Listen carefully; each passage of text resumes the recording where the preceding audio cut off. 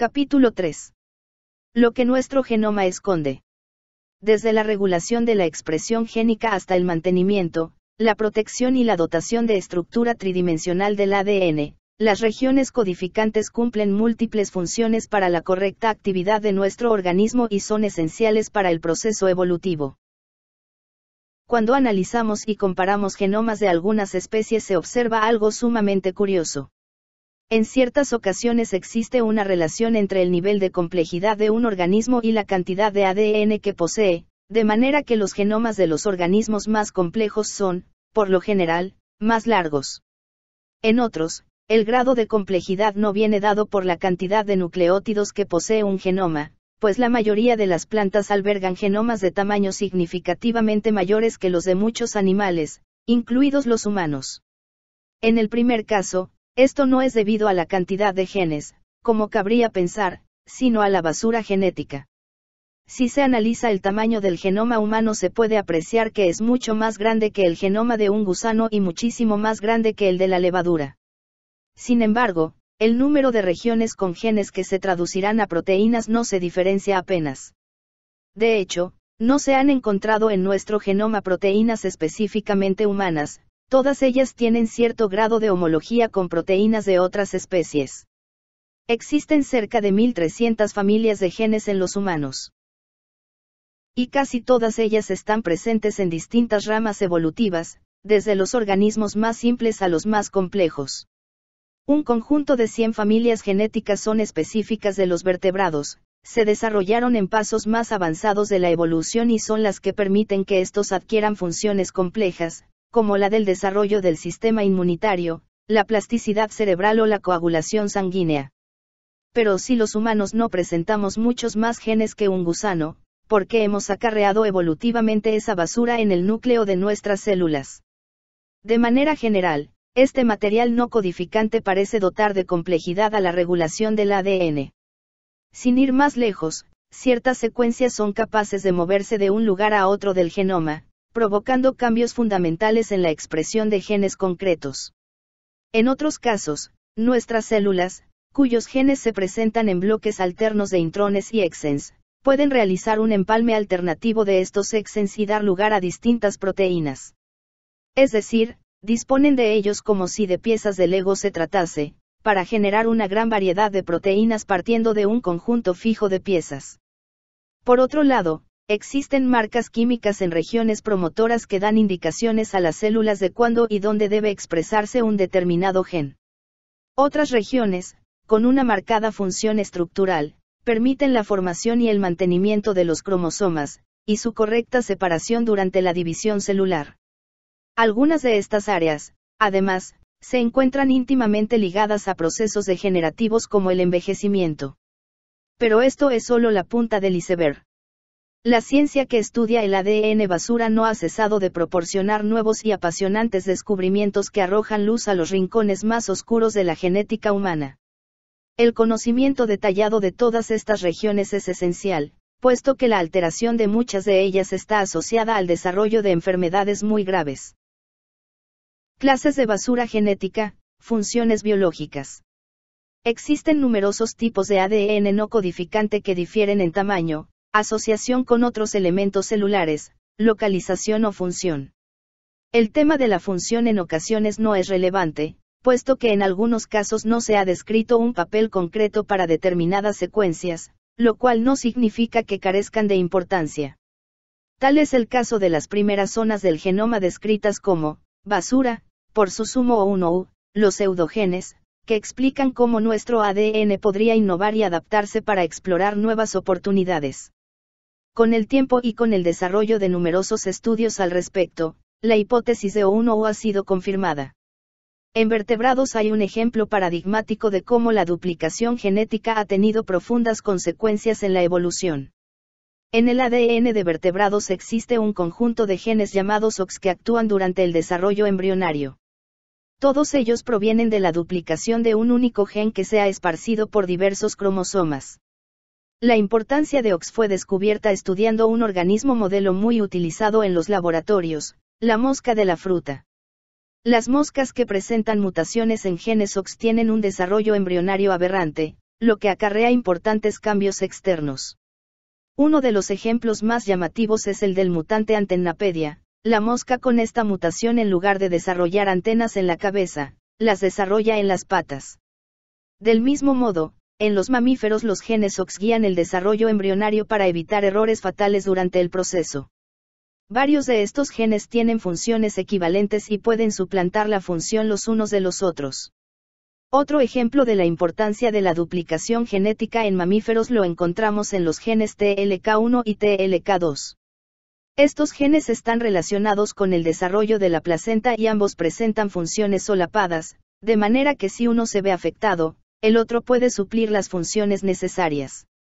Este solapamiento de funciones confiere robustez mutacional a una especie, es decir, le da la capacidad de sobreponerse a mutaciones en determinados genes, ya que otros genes u otras copias alteradas son capaces de restablecer la función.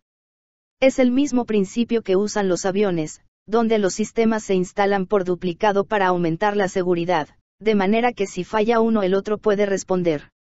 Las duplicaciones en nuestro ADN también pueden darnos pistas de nuestro patrimonio evolutivo. Los ratones, con quienes compartimos un abrumador 96% del genoma, poseen más de 160 genes VIAR1 funcionales, todos ellos implicados en detectar diversos olores. Cuando analizamos nuestro propio genoma tan solo encontramos 5 de estos genes funcionales. Pero los genes VIAR1 anulados no han desaparecido del genoma humano, sino que han quedado impresos sobre nuestro propio ADN, dándonos una idea de nuestra línea evolutiva compartida. Este hecho va más allá de los fines propios de la filogenia o la taxonomía, disciplinas científicas que permiten clasificar y organizar grupos de organismos y descubrir sus relaciones a través de la evolución, pues ayuda a los investigadores a saber hacia qué especies han de dirigirse para realizar la búsqueda de ciertos genes que podrían ser útiles en el perfeccionamiento de tratamientos o útiles para la realización de trasplantes de órganos. Saltando a distintas zonas del genoma. En muchas ocasiones, las preguntas más simples sobre observaciones a priori sin importancia pueden llevar asociadas grandes respuestas. Es el caso del descubrimiento del ADN transponible o ADN saltarín. Se trata de una clase de secuencias no codificantes que influyeron en gran medida en que el dogma que defendía un genoma compuesto por una secuencia lineal de genes comenzara a hacer aguas. En la década de 1940, la bióloga Barbara McClintock se cuestionó por qué los granos de maíz de una misma mazorca podían presentar distintos colores, desde el amarillo al morado. Todos ellos nacían de un mismo organismo y deberían tener la misma información genética. Por tanto, asumía que también deberían tener el mismo color. Pero las reglas clásicas de la genética parecían no aplicarse en este caso. ¿Qué era lo que los hacía cambiar de color? Los estudios de McClintock identificaron elementos que podían, literalmente, saltar de unos lugares a otros del genoma del maíz, lo que proporcionaba distintas características a los granos dependiendo de su situación. En la actualidad, se asume que la mayor parte de los organismos superiores presentan transposones, otro término para referirse a los elementos transponibles, en su genoma, desde mariposas hasta erizos. Alrededor del 3% del genoma humano consiste en transposones que pertenecen a la misma clase que los que McClintock estudió en el maíz. Si bien la mayoría de estos se encuentran por lo general inactivos, algunos pueden llegar a activarse y producir cambios en las características del organismo portador. En los últimos años, la investigación médica ha demostrado que las partes móviles del genoma en humanos pueden contribuir a importantes enfermedades que van desde el cáncer a la diabetes. Por ejemplo, existe un caso de hemofilia en el que un transposón se inserta alterando una región de genes que facilitan la coagulación de la sangre. Asimismo, en el contexto del sistema nervioso central, se ha demostrado que pacientes que portan una inserción de un transposón del cromosoma 6, en el gen C4, tienen una mayor expresión del mismo, lo que conduce a la eliminación masiva de conexiones sinápticas, siendo este un rasgo asociado a la esquizofrenia. La reactivación de elementos transponibles que permanecen de otro modo silenciados puede tener otras consecuencias patológicas, como el incremento en la producción de roturas en el ADN y la acumulación de ácidos nucleicos, ARN de doble cadena, híbridos ADN-ADN, etc. y proteínas propias de infecciones virales. El hecho de incrementar las roturas en el ADN se asocia generalmente con un mayor riesgo de generar tumores, en particular hígado y colon.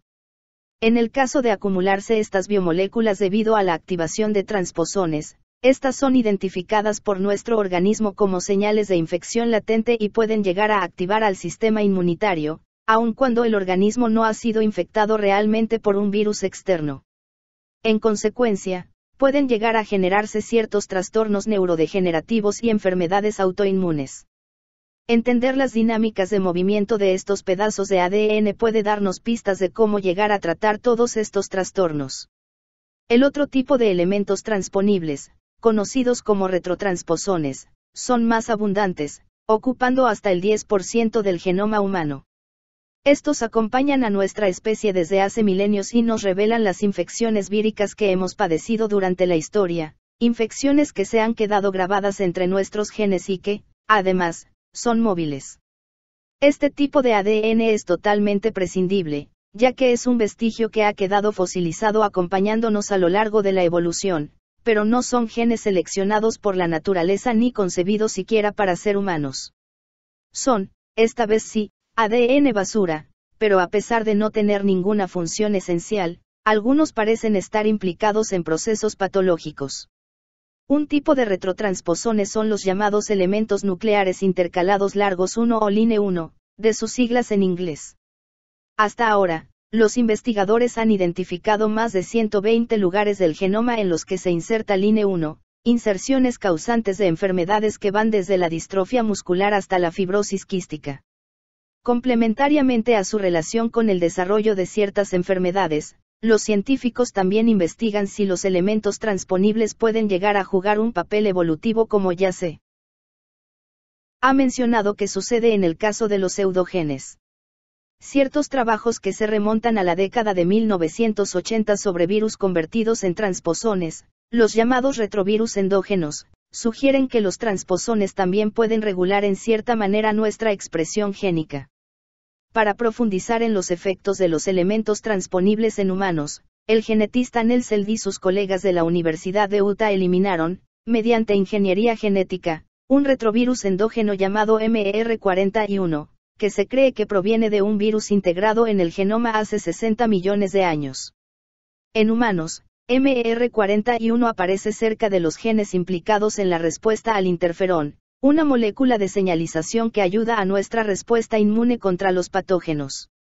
Al eliminar en células cultivadas in vitro la secuencia MER41, estas fueron más susceptibles a la infección por el virus Vaccinia, que se utiliza para inocular a las personas en la vacunación contra la viruela. Estos hallazgos sugieren que el MER41 desempeña un papel crucial en la respuesta inmune a patógenos, lo que nos muestra un claro ejemplo de evolución en la que un agente externo pasa a ser un elemento clave del organismo que lo alberga. Encajar bloques para formar genes. Más allá de las duplicaciones de genes y fragmentos de ADN que pueden llegar a moverse por nuestro genoma, uno de los elementos que mayor complejidad y capacidad de modulación otorga a los genes es el denominado empalme alternativo de exons. Ya se ha visto que los genes no son unidades indivisibles, al contrario, están codificados en bloques no consecutivos. Cuando la célula genera ARN a partir del ADN para fabricar una proteína, copia todas las letras de la secuencia de manera consecutiva, lo cual incluye los bloques que codifican para aminoácidos o exons y las secuencias espaciadoras que no codifican para proteínas, los intrones. Sin embargo, la célula presenta un complejo mecanismo altamente regulado denominado el empalme de exons, o splicing, mediante el cual corta y elimina del ARN las secuencias no codificantes uniendo entre sí los bloques que codifican para genes, FIG. 1. El ARN mensajero procesado de esta manera, llamado ARN maduro, contiene únicamente los fragmentos que darán lugar a aminoácidos. En definitiva, una proteína está codificada por diferentes bloques de información. La importancia del empalme en el ARN se hizo evidente para los científicos cuando se encontró que no siempre son los mismos segmentos que se identifican como exons los que se incluyen en la molécula de ARN final. En diferentes tejidos o etapas de desarrollo, la molécula de ARN final puede ser distinta debido a la utilización de combinaciones de exens alternativas. Es decir, una misma región de ADN en la que haya varios exens puede dar lugar, gracias a la combinación alternativa de estos, a varias proteínas diferentes. El splicing alternativo representa un principio fundamentalmente nuevo, es el patrón de empalme el que determina la naturaleza del producto final, no la secuencia en sí misma. La importancia del empalme alternativo. Durante mucho tiempo se ha considerado que la evolución puede tener lugar como resultado de la acumulación de pequeñas alteraciones en el material genético, mutaciones, que resultan en un cambio gradual del genoma de los organismos. Como los genes suelen estar divididos en bloques, parece probable que los organismos superiores, además de verse sometidos a mutaciones, pueden servirse de otro mecanismo para acelerar la evolución. Se trata del reordenamiento de los segmentos génicos para crear nuevas unidades funcionales. Esta hipótesis parece aún más atractiva tras el descubrimiento de que los módulos de ADN que son los exens individuales, en varios casos corresponden también a módulos de construcción en proteínas. Estos reciben el nombre de dominios, y se les atribuyen funciones específicas. Por ejemplo, en el caso de una enzima, proteína que cataliza una determinada reacción química en el interior de una célula, es decir, hace que esta reacción transcurra a mayor velocidad. Uno de los dominios sería el que se une al compuesto que se va a transformar durante la reacción, otro dominio P. Puede ser el que se encargue de unir algún metal que se precise en la reacción, y otro dominio captaría ATP, la molécula que posee la energía necesaria para que nuestras enzimas realicen todas las funciones. Un exón en el genoma, por lo tanto, correspondería a una función particular en la proteína y el reordenamiento de los exens podría dar lugar a una nueva combinación de funciones que en conjunto darían la funcionalidad definitiva a la proteína. Imaginemos que estamos oyendo una orquesta en una estancia adyacente. Abrimos la puerta, miramos en el interior, y nos encontramos con que solo 3 o 4 músicos están produciendo todos aquellos sonidos. Esta es la apariencia que presenta el genoma humano. Así describe Brendan Frey, uno de los descubridores de la regulación del empalme alternativo, el funcionamiento de nuestro genoma. Y no le falta razón, ya que el 95% de nuestros genes producen un empalme alternativo. Uno de tantos ejemplos es el caso de la neurexina, proteína que actúa de receptor de membrana en las neuronas. Únicamente con 3 genes de neurexina se pueden generar más de 3.000 mensajes genéticos que ayudan a mantener la unión entre las neuronas del cerebro. Pero parece claro que para realizar funciones tan cruciales en el organismo como la coordinación de las señales en el cableado cerebral, es importante una regulación que no dé lugar a fallos, un exhaustivo control del empalme de exens en el tiempo y lugar precisos.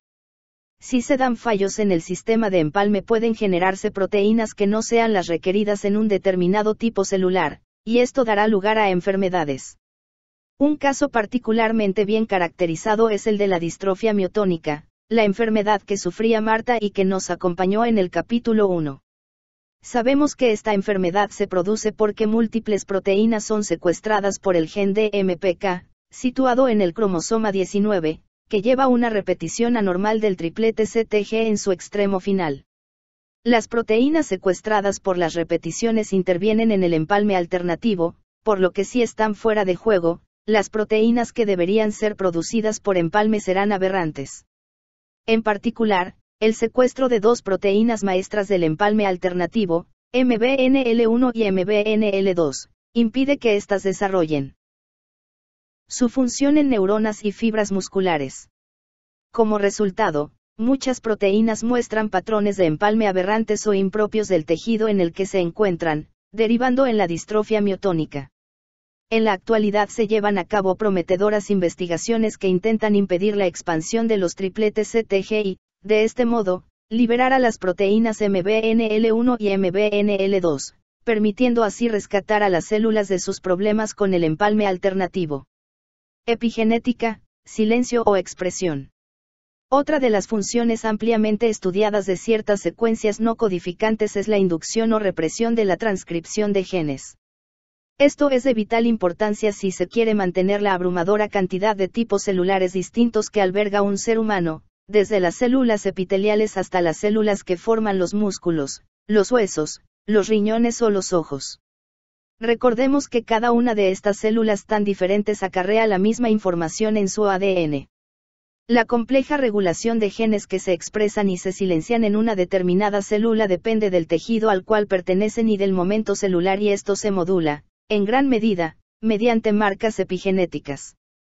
Estas marcas o modificaciones consisten en adiciones de ciertos grupos químicos a los nucleótidos del ADN o a las histonas sin modificar la secuencia de ADN.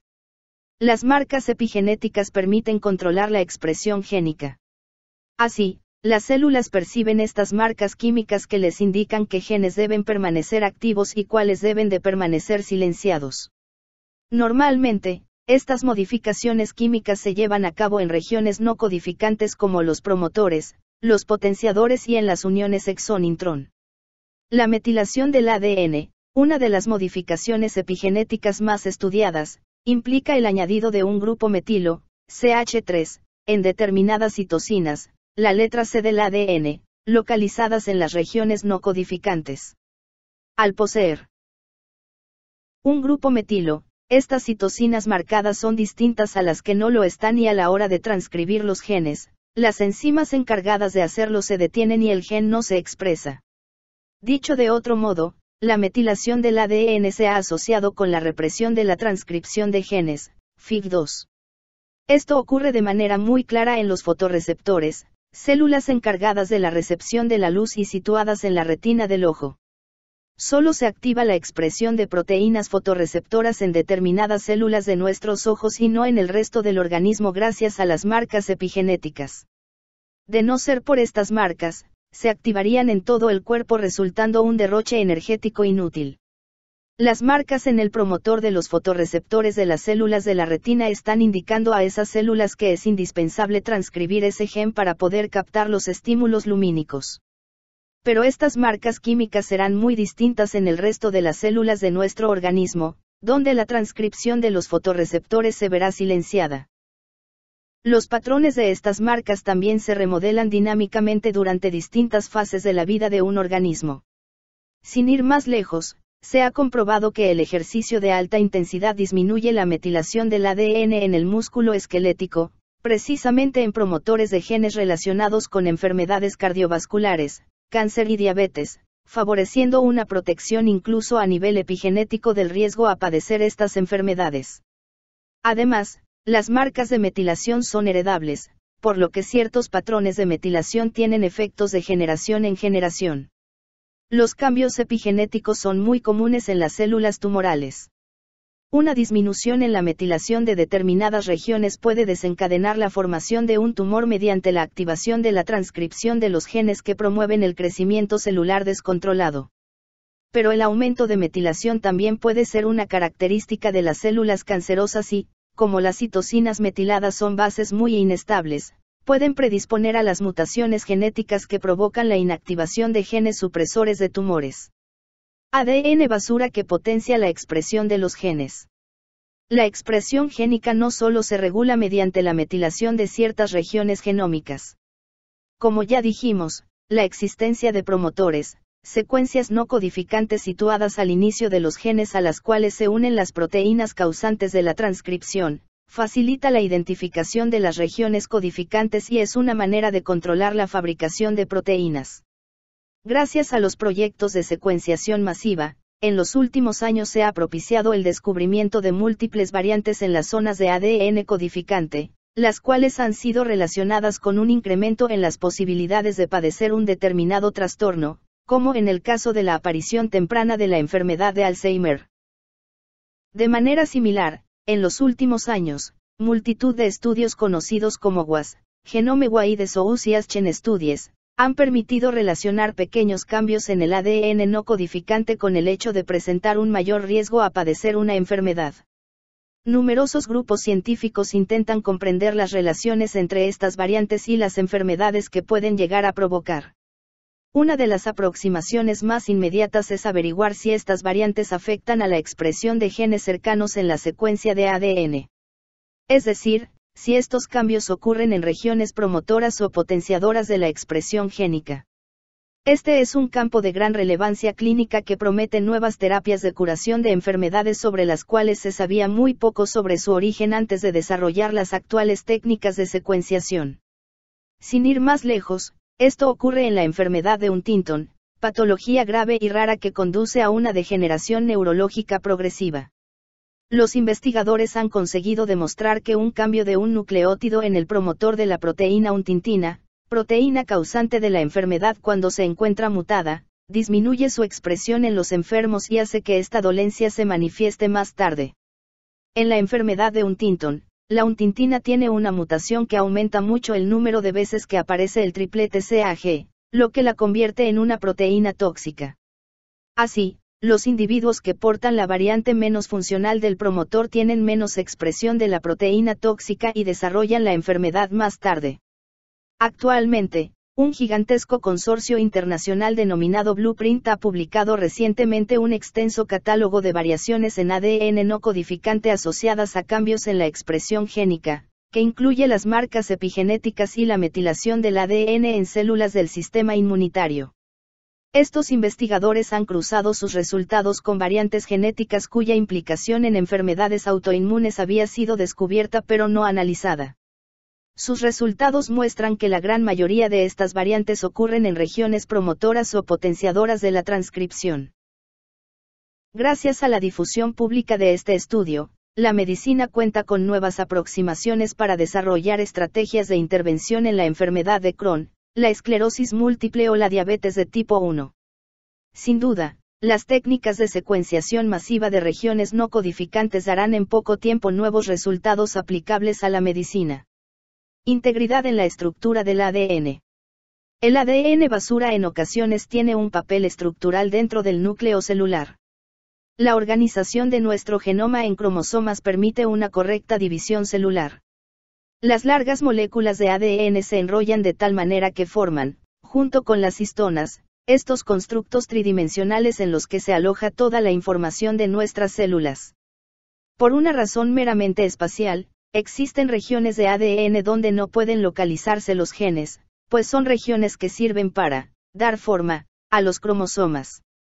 Dos de las regiones estructurales más conocidas de los cromosomas son los telómeros o los extremos cromosómicos, y los centrómeros o lugares en los que se unen las dos copias cromosómicas antes de que se dé lugar la división celular. Durante esta etapa previa, los cromosomas presentan su forma más conocida, una estructura en forma de X, debido al alto grado de compactación y duplicación del ADN. Cuando la célula se divide, el ADN de cada cromosoma se duplica y cada copia queda unida por el centrómero.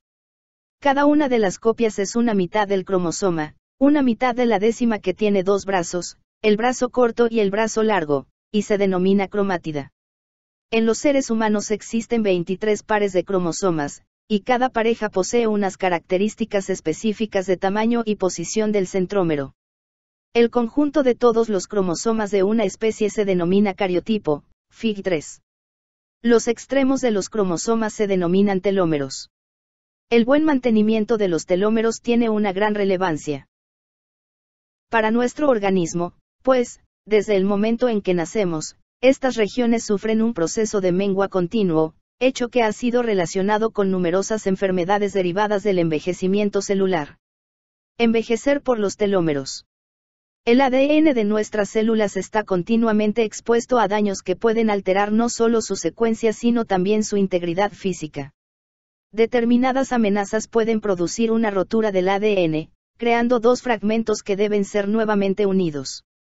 Para evitar todos los daños que estas roturas pueden provocar, las células de los organismos superiores presentan un potente sistema de reparación del material genético que, literalmente, une de nuevo los dos extremos que se han formado debido a la rotura. Este mecanismo libra a las células de los muchos problemas que acarrearía perder la integridad cromosómica. El inconveniente llega cuando dos o más cromosomas se rompen a la vez, ya que crean cuatro extremos que pueden ser reparados de manera errónea. En nuestras células, el ADN está cortado en pedazos de manera natural. Presenta 46 cromosomas, lo que significa que existen 92 extremos de ADN libre que podrían llegar a ser empalmados. Para que esto no ocurra, Nuestras células han desarrollado una estrategia. Los telómeros se comportan como etiquetas que hacen que los extremos de los cromosomas no sean confundidos con extremos libres. Estas estructuras se encuentran unidas a grandes complejos de proteínas que mantienen su integridad. En ese sentido, se asemejan a los recubrimientos de plástico de los extremos de los cordones de los zapatos, los cuales sirven para que no se deshilachen.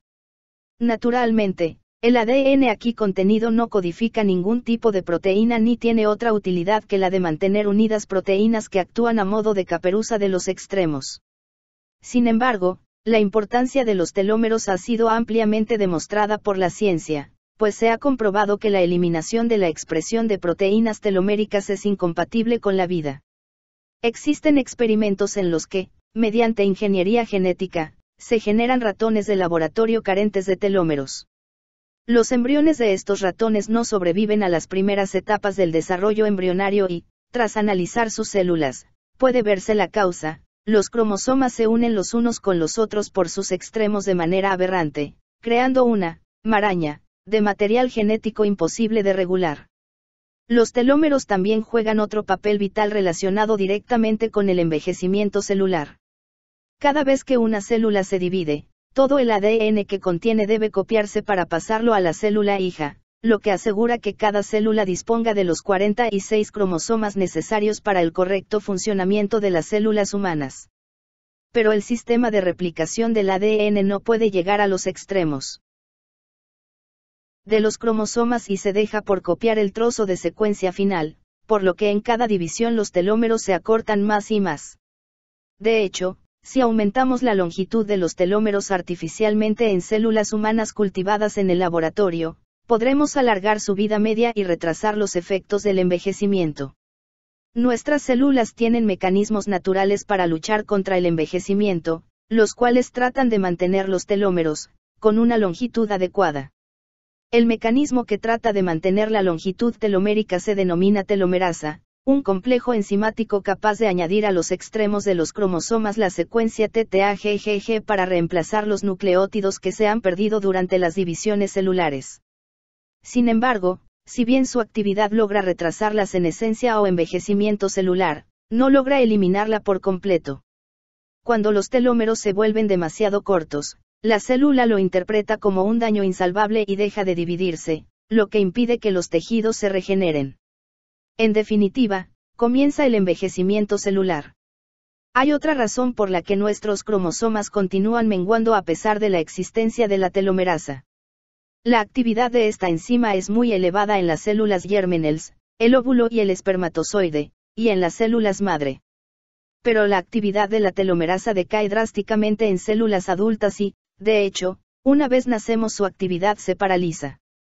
Han sido varios los estudios que han tratado de mantener la actividad de la telomerasa en organismos adultos y con ello aumentar la esperanza de vida, pero se han observado problemas a la hora de realizar esta aproximación. El principal problema es que la inmortalidad celular es una de las características inherentes al cáncer. De hecho, en muchas de las células tumorales la actividad de la telomerasa se ve muy incrementada, reparando aquellos extremos del cromosoma que están demasiado recortados, lo que posibilita que las células sigan proliferando hasta generar la masa tumoral. Pero la inactividad de esta enzima también acarrea importantes problemas para las células. De hecho, las mutaciones que afectan al complejo de la telomerasa tienen casi siempre los mismos efectos: acortamiento de los telómeros y envejecimiento prematuro de los tejidos. Ejemplos de estos denominados síndromes teloméricos son la fibrosis pulmonar o problemas relacionados con el mal funcionamiento de la médula ósea. Ciertas mutaciones en las proteínas que interactúan con los telómeros también pueden dar lugar a trastornos como la disqueratosis congénita, una enfermedad rara que afecta a una persona entre 1 millón y cuyos pacientes presentan mutaciones en el gen DKC1. El individuo afectado presenta una pigmentación anómala de la piel y sus uñas son muy débiles y, de manera progresiva, los órganos van fallando de un modo irreversible. Afortunadamente, gracias al conocimiento cada vez más profundo de las anomalías de los cromosomas a nivel estructural, estamos cada vez más cerca de encontrar el tratamiento para la disqueratosis y otras enfermedades teloméricas. Centrómeros para unir las parejas. Como ya se ha comentado en el caso de los telómeros, el ADN basura tiene un papel muy relevante en el mantenimiento estructural del ADN. Otro ejemplo de este tipo de secuencias que no codifican para proteínas pero con funciones esenciales para el mantenimiento de la célula es el de los ya mencionados centrómeros. Se trata de regiones de ADN altamente repetitivo que actúan como nexo de unión de las dos cromátidas hermanas. Los centrómeros son también puntos de anclaje de proteínas que llevarán cada copia del par de cromosomas a la célula hija correspondiente durante el proceso de la división celular. En los cromosomas humanos, los centrómeros están bien definidos en la secuencia de ADN por repeticiones de 171 nucleótidos. Estos lugares son una señal para el anclaje de las proteínas que permitirán una correcta segregación cromosómica a las células hijas. Alteraciones en las regiones centroméricas pueden resultar en el desarrollo de ciertas enfermedades genéticas, como por ejemplo el síndrome de Down. Parece esencial, por tanto, que dentro del propio ADN existan regiones que sirvan para establecer su estructura dentro del núcleo. Este es sin duda un campo de estudio que dará mucho que hablar, porque al margen de elementos que forman los cromosomas, existen regiones que permiten una determinada disposición del ADN, dejándolo más o menos accesible, acercando o alejando secuencias. En definitiva, regiones de ADN basura que dan una importancia estructural, espacial y temporal a todos los genes contenidos en nuestras células. Repeticiones largas en el ADN y desarrollo de enfermedades. El desarrollo de tecnologías de secuenciación que permiten obtener lecturas de ADN largas o ensamblar grandes fragmentos a partir de lecturas cortas, ha permitido que en la actualidad estemos asomándonos a la era donde podremos conocer las variantes estructurales de cada individuo. Las variantes estructurales, SV, del inglés Structural Variations, son variaciones amplias en el ADN, de entre 3 y 50 millones de nucleótidos que cambian la estructura de los cromosomas. Los tipos más comunes son las duplicaciones, las deleciones, las variaciones en el número de copias, las translocaciones y las inversiones de grandes fragmentos del ADN. Tradicionalmente se les ha dado un papel marginal, pues eran muy difíciles de investigar y se pensaba que los individuos sanos debían carecer de ellas. Sin embargo, hoy sabemos que estas variantes se dan de manera habitual en la población general. Las SV más raras implican mayor número de nucleótidos que las comunes y tienen una mayor probabilidad de abarcar genes codificantes. Las células cancerígenas presentan multitud de estos grandes reordenamientos y en la actualidad se investiga si son las causantes de la aparición de determinados tipos de tumores. También se han relacionado a las SV con diversas enfermedades del sistema nervioso como el trastorno de espectro autista. Como ejemplo ilustrativo de la importancia creciente que están adquiriendo estas mutaciones, recientemente se ha descrito que una deleción, pérdida del fragmento de ADN de un cromosoma, de más de 2.000 nucleótidos en el primer exón del gen PRCAR1A es la causa del desarrollo del complejo de Carney. Este síndrome se caracteriza por lesiones cutáneas, tumores en el corazón, piel y glándulas endocrinas. Esta lesión solo ha sido posible diagnosticarla gracias a la tecnología NGS de lecturas largas, de la que hablamos en el capítulo anterior. Las SV son una nueva frontera para los genetistas y, a pesar de que su análisis masivo continúa siendo costoso, prometen ayudar a desvelar más secretos sobre la organización de nuestro genoma. Basura real en nuestro ADN. A estas alturas es imposible negar que hay una vasta cantidad de ADN no codificante que muestra importantes funciones de regulación. Pero todavía no logramos desentrañar la función de una gran parte. Entonces, ¿por qué está ahí? Como hemos dicho, parece plausible que sea un vestigio evolutivo y en realidad no tenga función en nuestro organismo. Una prueba de ello la encontramos en el pez globo. El genoma de este pez venenoso apenas contiene ADN basura. Posee el genoma más pequeño dentro de los vertebrados y, pese a ello, el número de genes que presenta es muy similar al del resto de las especies. Dado que es un organismo plenamente funcional, se ha considerado el ejemplo paradigmático de que la basura genética en ciertos casos no tiene ninguna función. Resulta complicado entender que el ser humano haya acarreado toda esa información, basura, en sus células durante miles de años de evolución sin ningún propósito. Tener nuestros genomas gigantes, Recordemos que presentan más de 3.000 millones de letras, copiados en cada núcleo celular. Es un gasto energético enorme. Gasto energético del ADN basura. La vida de los organismos complejos está compuesta de células eucariotas, es decir, células con núcleo en el cual está contenido el ADN. La célula eucariota surgió a partir de otras células procariotas, sin núcleo, hace 4.000 millones de años, como bien postulaba Lynn Margulis en su teoría endosimbiótica.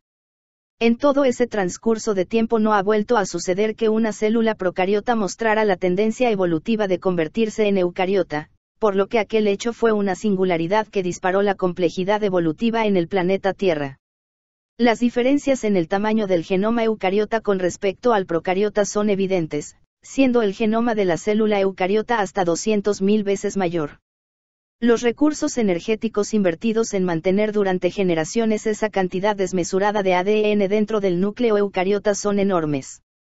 Entonces, ¿qué ventaja evolutiva posee con ello? Parece aceptado que la presencia de las mitocondrias, las fábricas de energía en las células eucariotas, ha permitido que el genoma de estas pudiera expandirse. Gracias a que nuestras células presentan mitocondrias que les dan la capacidad de quemar combustible en forma de hidratos de carbono, generamos energía suficiente para acarrear los enormes genomas que presentamos los organismos superiores. Este salto en la capacidad genómica fue estrictamente dependiente de la energía mitocondrial. Eliminar la basura genética para mejorar la especie. Si fuera cierto que la selección natural aún no ha tenido tiempo, a lo largo de la evolución, de eliminar la basura genómica, podríamos eliminarla utilizando la ingeniería genética sin alterar la especie. Hay un par de estudios que parecen avalar esta teoría. En primer lugar, en 2004 el mundo científico se hizo eco del experimento de los ratones libres de ADN basura.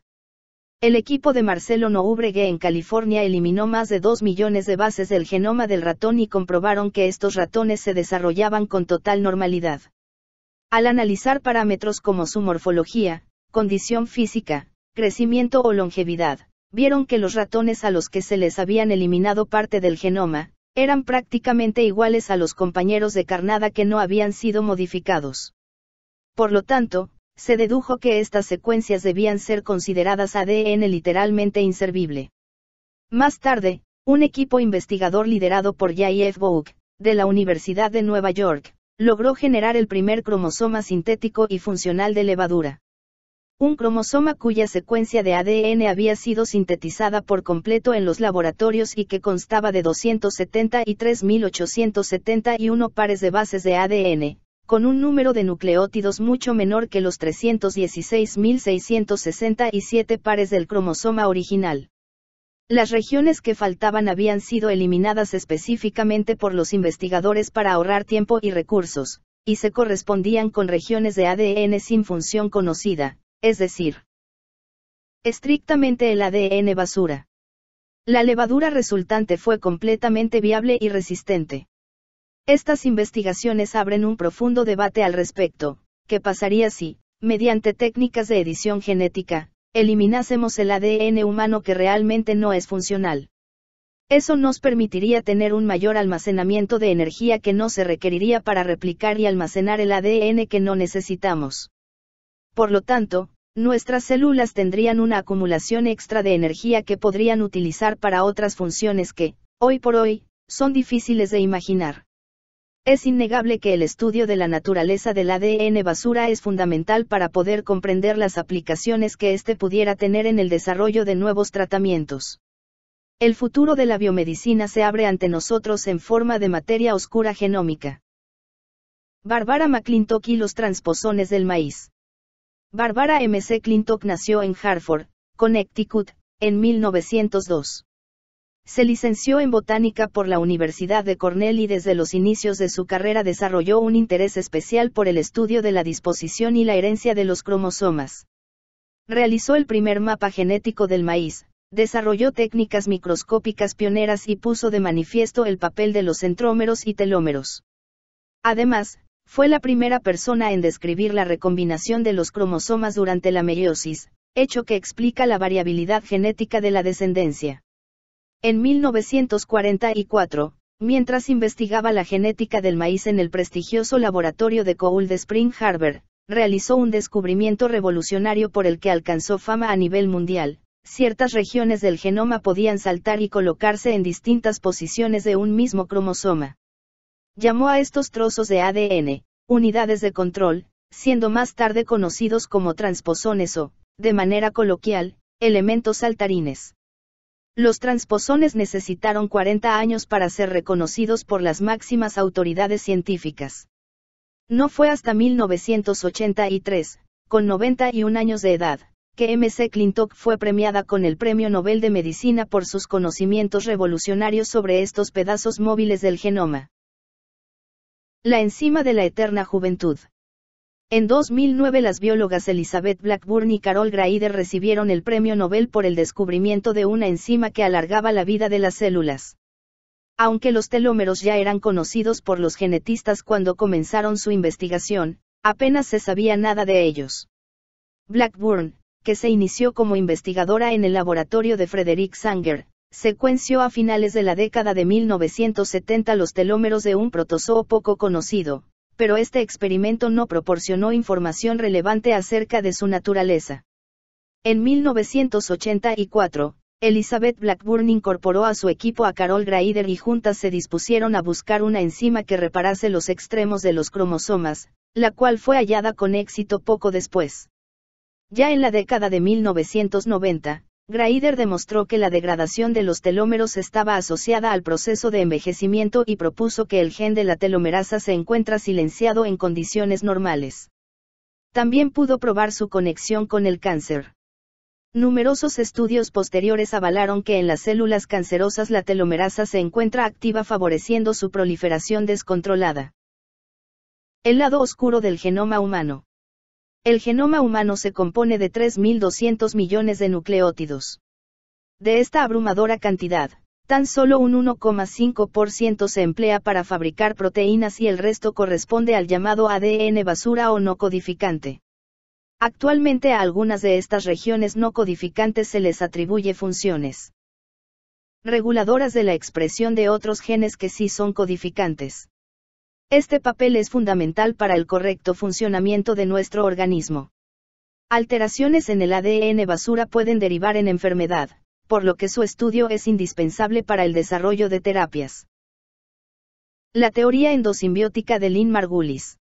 Las células eucariotas, capaces de formar tejidos y organismos complejos, se originaron gracias a la cooperación entre células eucariotas, con núcleo celular, y células procariotas, sin núcleo celular y que tienen el ADN libre en su citoplasma, como las bacterias. Concretamente con pequeñas células procariotas que utilizaban el oxígeno para obtener energía. La teoría endosimbiótica hace referencia a que, hace más de 4.000 millones de años, una célula eucariota englobó a una procariota de manera que la energía producida por esta última podía ser utilizada por la eucariota. Esta relación de simbiosis, beneficiosa para ambas, ya que la procariota recibía cobijo y protección ante las agresiones del medio, permitió, a través de millones de años de evolución, aumentar la complejidad funcional de los organismos vivos debido al aporte extra de energía. La pequeña bacteria procariota pasó a convertirse en nuestras actuales mitocondrias, presentes en todas y cada una de nuestras células y son las encargadas de realizar la respiración celular, proceso por el cual se rompen compuestos carbonados con ayuda de oxígeno para generar energía. La teoría endosimbiótica, ampliamente aceptada hoy en día, fue popularizada por la bióloga estadounidense Lynn Margulis en 1967, y supuso un cambio de paradigma para la biología evolutiva.